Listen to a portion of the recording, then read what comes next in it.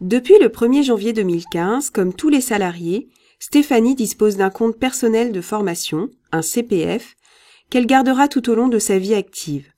Ce compte est alimenté en heures utilisables pour suivre une formation ou bénéficier d'un accompagnement pour la validation des acquis de l'expérience. Ces heures restent acquises même en cas de changement d'employeur ou de perte d'emploi.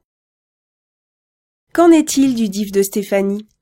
Le CPF remplace le DIF, c'est-à-dire le droit individuel à la formation, depuis le 1er janvier 2015. Stéphanie avait accumulé des heures au titre du DIF, mais ne les a pas utilisées.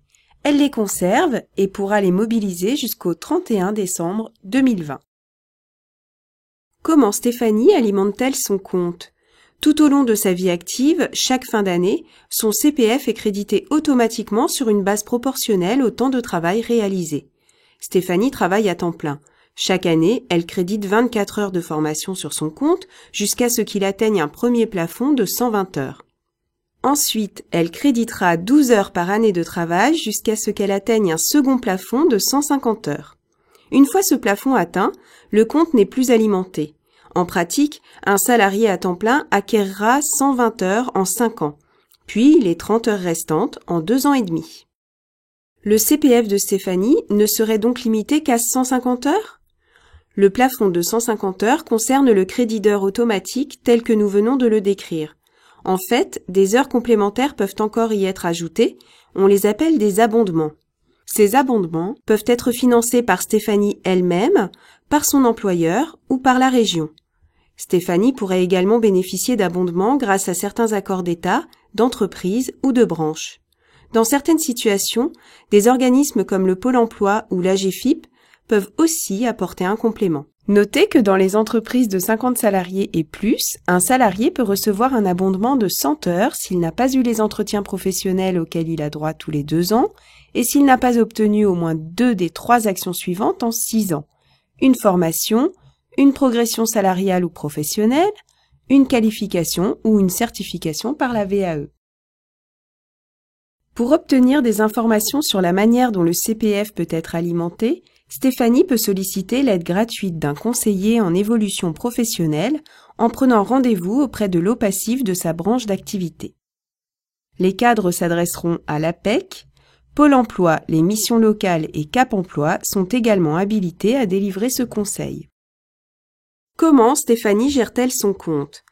Munie de son numéro de sécurité sociale, elle ouvre un compte sur le site internet dédié au CPF où elle aura accès à des informations personnalisées sur son solde d'heures et sur les formations éligibles. Stéphanie devra inscrire elle-même le solde d'heures non utilisé de son DIF au 31 décembre 2014 sur son CPF.